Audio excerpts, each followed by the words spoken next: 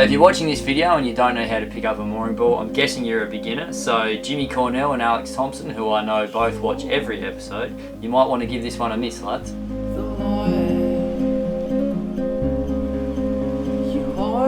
So mooring's relatively easy, but just one quick tip before we get into it is to buy yourself a good boat hook, because we've broken way too many trying to pick them up. If you buy flimsy ones, they just like to snap right in half. Step 1, examine your navigation charts for depth. Pick a mooring ball. Not all mooring balls are for the public, so you'll usually see the word private or maybe a boat name.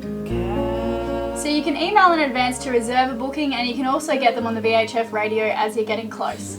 Pay attention to the direction that other boats in the mooring field are facing, because that will give you an idea of the direction of wind and current. Approach the mooring ball from downwind. Have one person up the front pointing at the mooring ball and communicating with the helmsman. Slow the boat down so that the mooring ball is within reach of one of the bows, and if you're on a monohull, you can usually pick which side you'll grab it last minute. Connect 2 lines to the mooring ball so as to imitate a bridle. Having the secondary line will also be a backup in case one shaves through. And that's it, you're done. It's pretty easy mooring.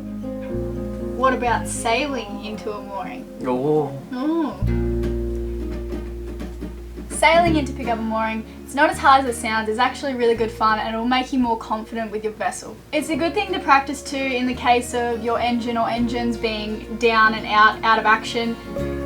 So we practiced in an open bay using a fender that was imitating a mooring ball. Pick a mooring ball as you approach and sail an angle upwind that avoids obstacles and that feels comfortable for you and your vessel. Obviously it's different for each vessel, but for catamarans a rule of thumb is that she'll slow down within 1 to 2 boat lengths. Tightening the main sheet can be used to accelerate. Loosening off on the main sheet can be used to decelerate. Deceleration can be also done by moving the helm all the way to one side or the other, which will drag the rudder through the water. As one person's taking the mooring ball and tying off the lines to the boat, the other person can be furling in the head sail and then dropping the main sail straight after that.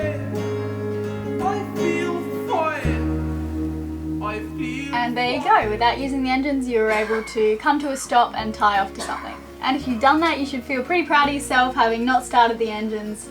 It's a good thing to not have to rely on those. One thing that everyone should be aware of is that mooring balls are maintained by people other than ourselves. So cruisers should always go and check on the mooring balls, making sure that there's no chafe or corrosion or anything like that, and it's up to you to make sure it's all firm, tight, all good, in place, and can hold the load of your boat. Absolutely, and some haven't been maintained for, years, so we've heard of a few cases of boats drifting off in the night in rough weather, so yeah, that's definitely something to check.